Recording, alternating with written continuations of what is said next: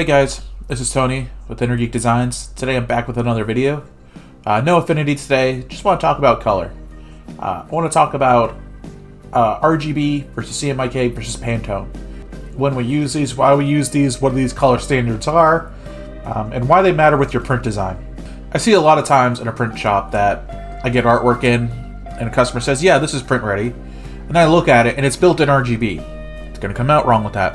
I also see sometimes that, yes, this is built as CMYK, but they have a Pantone called out and they didn't address it.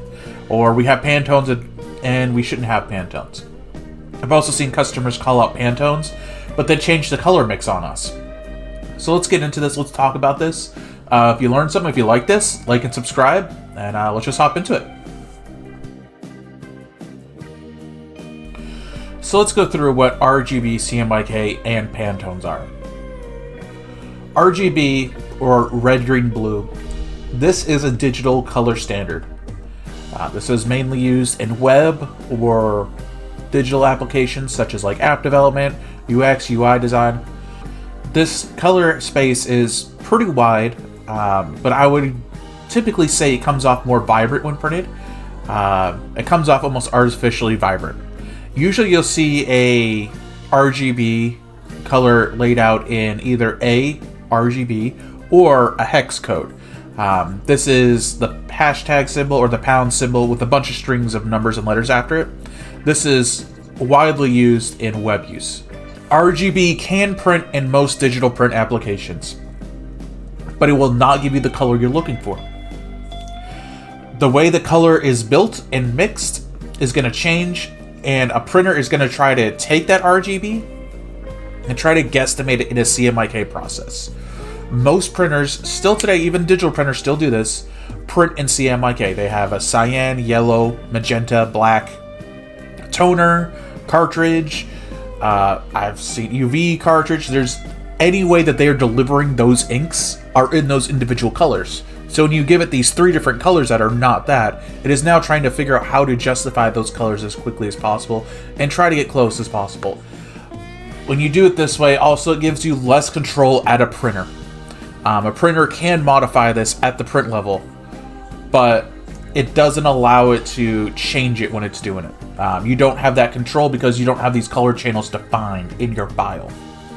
CMYK, this is a standard for print. It stands for cyan, magenta, yellow, black. These are the four color channels of any printer, and it's the standard we use for printing across the board. Usually when you're using standard, though, you're using CMYK or Pantone. These are like your two golden standards, but they have a different choice of when you use it. I use CMYK when I'm doing a print document for a general overall arcing of the document. This gives me control. This gives me the ability to make sure my colors are correct. It makes me understand what colors are what. When I'm looking at it, I want to make sure that I can understand what I'm changing when I'm changing it. So say if I'm looking at a color and it's got a warmish hue or a sickly pink hue, I know that's got too much magenta in it. I can back that off now. And this might actually not look like that on the screen, but the printer might see something that's throwing it off for some reason. Or the printer just might need, a drum change or something like that. That happens, but depending on what you're looking at the screen will not always match what you're looking at the printer. These are two different processes. These are, again, you're looking at a representation of CMYK on an RGB screen given back to you. This is not going to be accurate. You cannot use this as a source unless you have a color calibrated monitor, but those cost thousands of dollars. I've worked in very few print shops that actually have them. Usually when you have those, though, you're matching higher standards. You're using color bars and making sure that all matches. That's a whole different ball game. Your mom and pop print shop or your Kinko's down the road or even your big franchise printer down the road is not going to be at those standards usually. It takes a lot of different equipment at that, and usually you're working at presses at that point versus a digital press. So what are Pantones? Pantones are a specific library made by the Pantone company. They are colors that when you label the spot color name or use a Pantone library built in Affinity has these already all built in. When you use that spot color, it is now calling that to a printer to know, okay, we're pulling from this color library. This is the color we're calling for. This is how close I can get it to with my gamma range. This is used a lot with brand colors. So, say someone has a logo and they're using Pantone 436. I can just name that on top of my head because that's a Pantone that they use a lot of time. That's a gold. You'll have a book. These books are expensive. You're supposed to rechange them every year or so. Once you color match it, when it comes off the printer, you can then see if that is close. A lot of printers will get pretty close. It depends on the color. It depends on the gamma range of the printer. Like when I'm thinking about the flatbed I use, its gamma range isn't that great. It really struggles in the magenta range to the red range. Sometimes reds come out pink, sometimes they come out orange. It's just a hard color for it to get. But if I'm thinking of the roll-to-roll printer I have, it's got a very wide gamma. Or if I'm thinking of the paper printer I use, it's also got a wider gamma.